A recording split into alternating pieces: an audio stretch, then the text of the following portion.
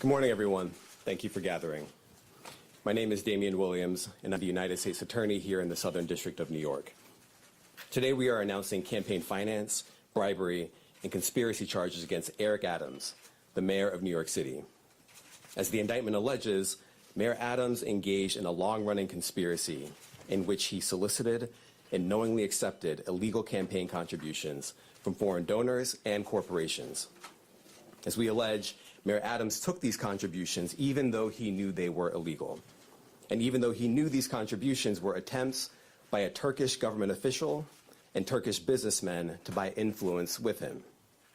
We also allege that the mayor sought and accepted well over $100,000 in luxury travel benefits from some of the same foreign actors who arranged many of the illegal campaign contributions. These benefits included free international business class flights and opulent hotel rooms in foreign cities. The mayor had a duty to disclose these gifts on his annual public disclosure forms so that the public could see who was giving him what.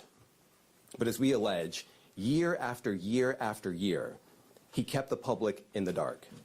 He told the public he received no gifts, even though he was secretly being showered with them. We allege that Adams accepted these benefits knowing that they were given to him because of his position. And in exchange for some of those improper benefits, he intervened in the New York City Fire Department's inspection process for a building owned and operated by the Turkish government, allowing it to open even though it had not passed the fire inspection. The corruption alleged in the indictment is, as I said, long-running. As we allege in the indictment, Adams' solicitation of illegal campaign contributions began in 2018. After he started raising funds for his 2021 mayoral campaign, he agreed to take contributions offered by multiple Turkish businessmen, several of whom he met in Turkey. Adams knew that these wealthy individuals could not legally donate in a U.S. election. Federal law clearly prohibits foreign donations. That's how we protect our elections from foreign influence. Yet Adams directed his staff to pursue this illegal money to support his campaign for mayor. And as we allege, Adams continued to pursue foreign money in secret well into 2021. And it didn't stop with his first campaign for mayor. As we allege, in 2023, the mayor rekindled these corrupt relationships, seeking more illegal campaign contributions from some of the same foreign sources to support his re-election campaign. Adams also took contributions that broke other laws. As we allege, he sought contributions from businessmen far in excess of what the law allowed.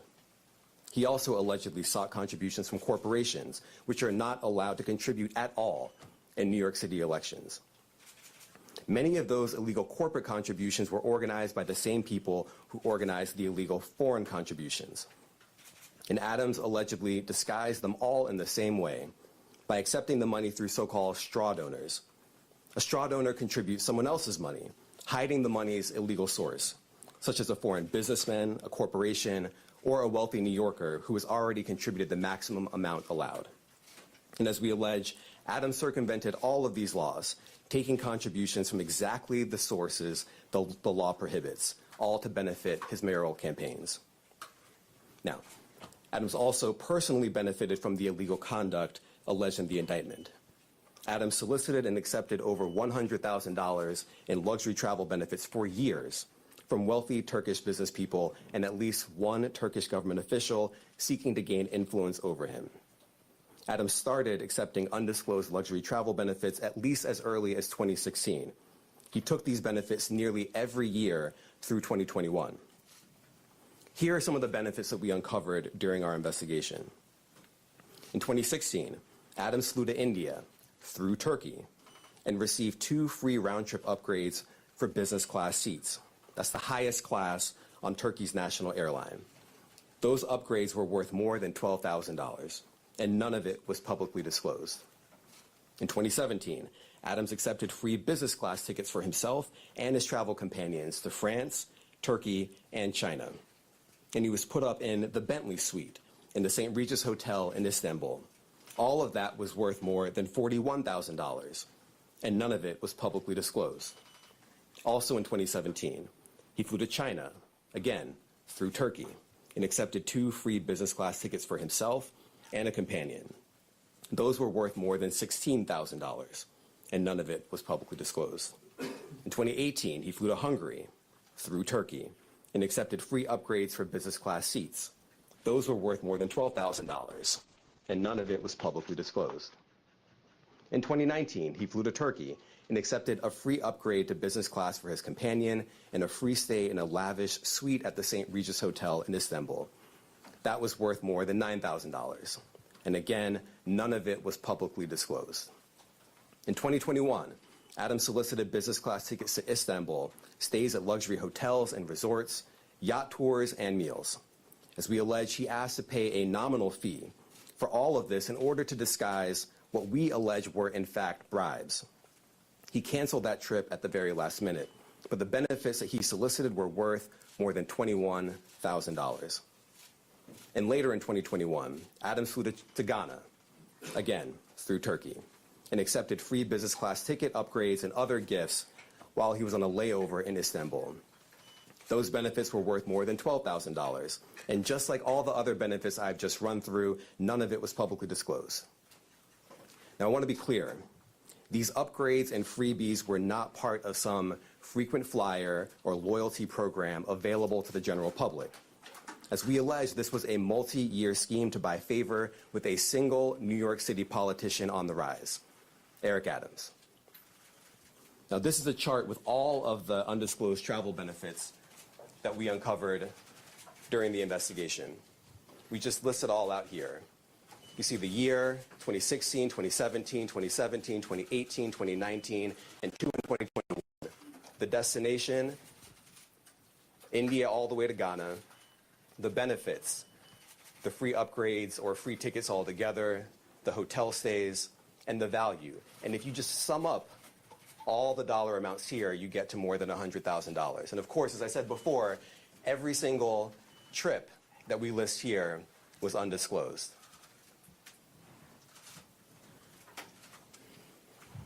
As we allege in the indictment, in addition to not disclosing these benefits, Adams sometimes created fake paper trails to try to cover up the travel benefits he solicited and received.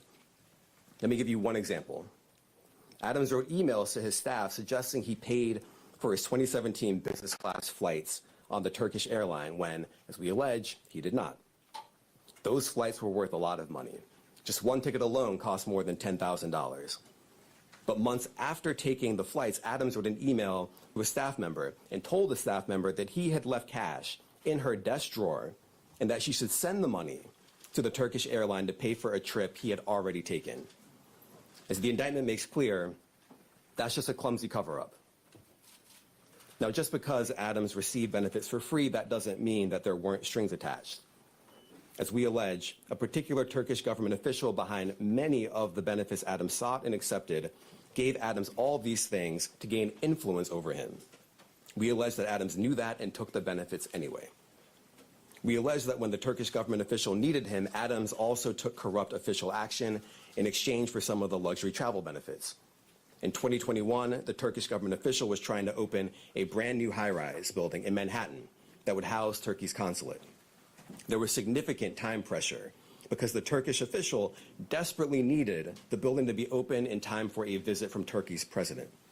This building was important to the Turkish official, and it was important to Turkey.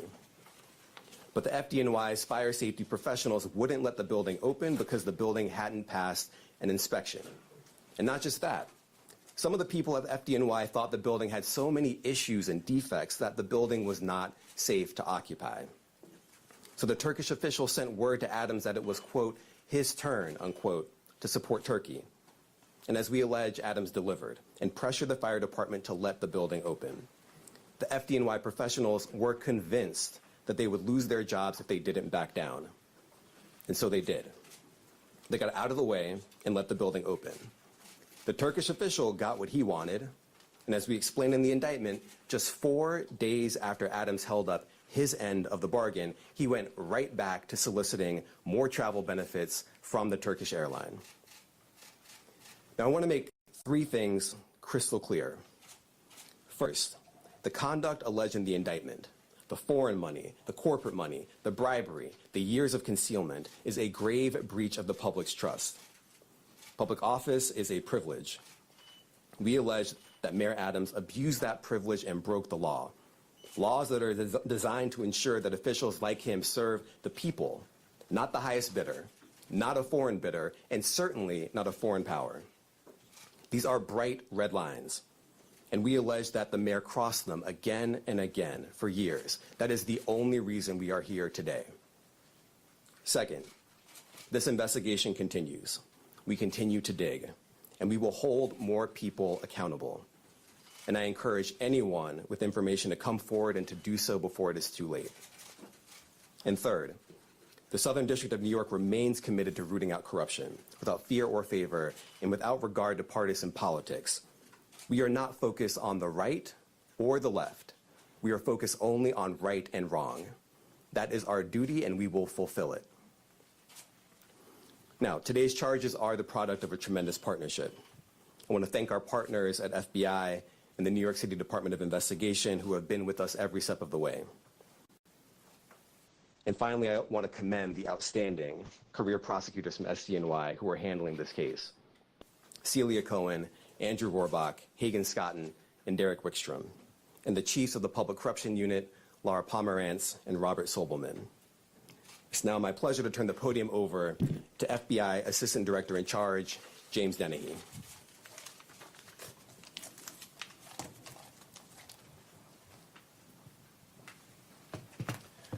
Good morning, and thank you for being here today.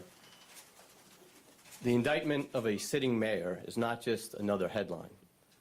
It is a stinging reminder that no one is above the law or beyond reproach, and it serves as a sobering moment for all of us who place our trust in elected officials. Today's indictment sends a powerful message to every elected official in this country.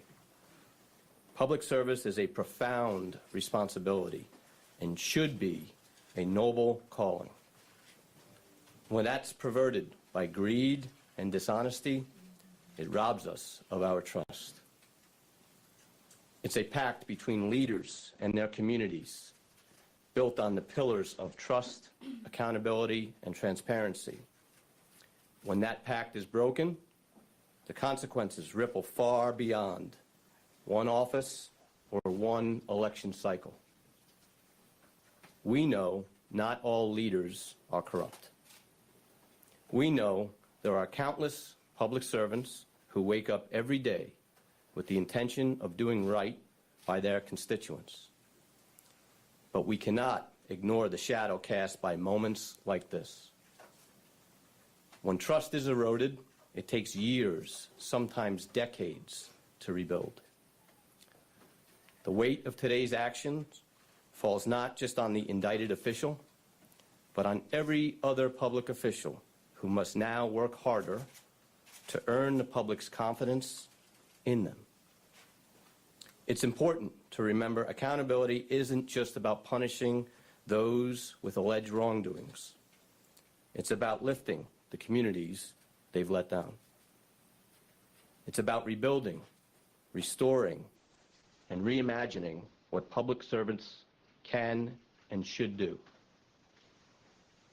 It's up to us to demand more from our leaders, to hold them to the highest standards, and to remind them that the power of public office should never be abused.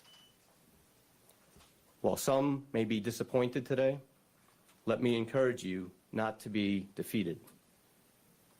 The strength of our communities, our faith in one another, and our collective resilience are far greater than the alleged failings of any one individual.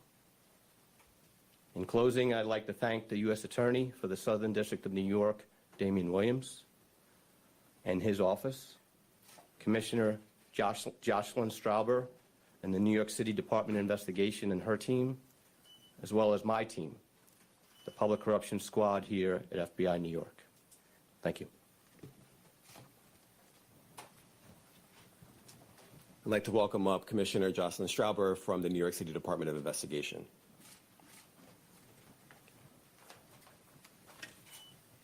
Thank you, Damian. Good morning. Today, for the first time in New York City's modern history, we announce criminal charges against the sitting mayor of New York City. As our highest elected official, the mayor should set the standard for all of city government and exemplify the integrity, transparency, and dedication to serving the public that all New Yorkers deserve. Instead, the indictment unsealed today alleges that Mayor Adams abused his power and position for nearly a decade as Brooklyn Borough President and as mayor to enrich himself and his mayoral campaigns. As charged, he sought and received illegal campaign contributions, luxury travel, and other personal benefits from foreign nationals, as well as individuals and businesses. He allegedly took steps to conceal those illegal contributions and personal benefits and involved city employees and campaign staff in that concealment. As the indictment explains, this kind of corruption has real costs to the city and to the public. As alleged, the mayor's 2021 campaign falsely certified compliance with campaign finance laws in order to conceal those illegal campaign contributions, and as a result of those false certifications, received over $10 million in public matching funds. The mayor's alleged acceptance and concealment of illegal contributions and personal benefits gave overseas benefactors, wealthy individuals, and businesses undue influence over the mayor, influence that federal and local laws seek to prevent.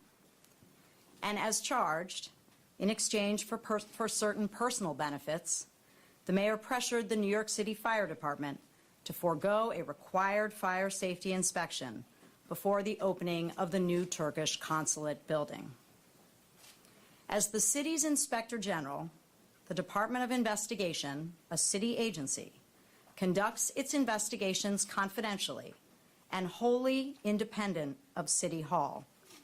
We handled this investigation as we would any other, following the facts and seeking to hold wrongdoers accountable no matter their role or title.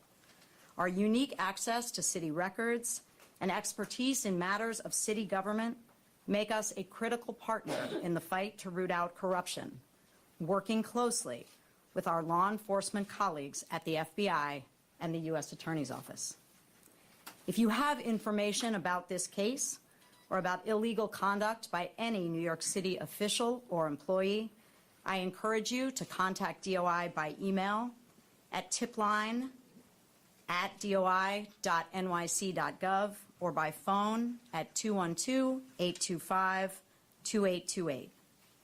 I want to thank the U.S. Attorney's Office for the Southern District of New York and the FBI for their partnership on this investigation. And I want to recognize and thank the dedicated, hardworking DOI investigators who are handling this matter. Senior Inspector General Eleanor Rivkin, Inspector General Audrey Feldman, Deputy Inspectors General Arturo Sanchez and Trenton Sweeney, and their supervisors, Deputy Commissioners Christopher Ryan and Dominic Zarella. Thank you. Thank you, everyone. Can you just say, Mr. Mayor Adams has said he's not going to resign. He said that this is a witch hunt because